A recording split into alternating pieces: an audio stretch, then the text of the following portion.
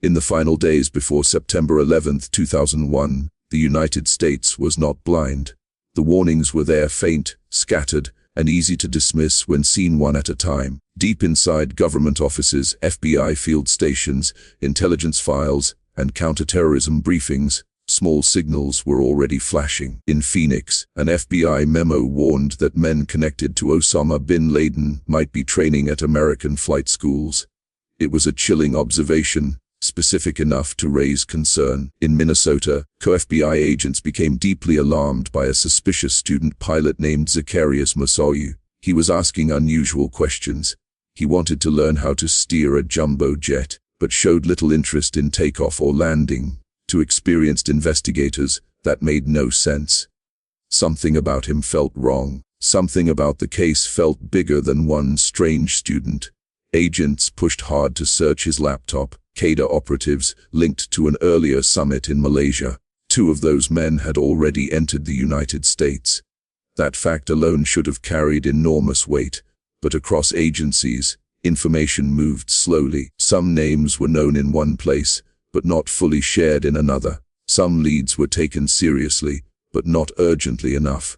Some suspicions were real, but remained locked inside separate offices, separate chains of command, separate legal limits, and separate assumptions about what kind of attack might be coming. President George W. Bush received a daily brief with a title that would later become haunting: Bin Laden determined to strike in U.S. The brief did not describe the exact 9/11 plan. It did not say that passenger jets would be turned into weapons. It did not map out the full operation that was already moving forward.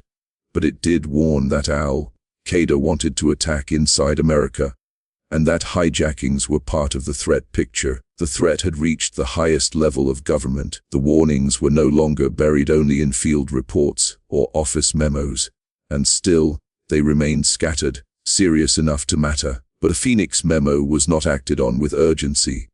In Minneapolis, the effort to search Moussaoui's laptop ran into legal and bureaucratic barriers.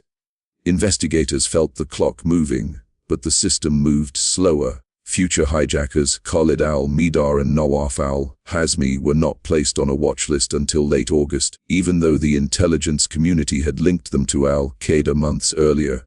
The names existed, the clues existed, the warnings existed, but the system never turned those separate alarms into one unmistakable siren. Days passed, airplanes lifted off, office towers filled, morning arrived, ordinary people went to work, flights departed, meetings were scheduled, coffee was poured. The country moved through another routine morning while, behind the scenes, critical chances had already begun slipping away. That is what makes this story so unsettling. Not that no one warned of danger, but that the warning existed in pieces. A memo here, a suspicion there, a name not shared, a search not approved, a pattern seen too late. Later investigations would make an important point: that the plot moved through cracks between agencies, cracks between laws, cracks between assumptions, cracks between people who each held only one fragment of the truth, while no one held enough of it soon enough. History often feels inevitable after it happens. Once we know the ending, every missed sign appears obvious. Every delay feels unforgivable. Every ignored warning feels like the final chance to stop disaster. But in those final weeks before 9/11, inevitability did not exist. There were only fragments, pressure, uncertainty, and a government that sensed the storm without fully understanding where it would break. And that may be the most terrifying truth of all.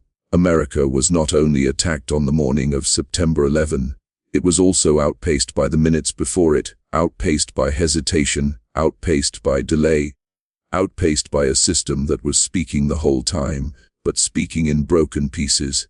And by the time those pieces were finally understood together, it was already too late.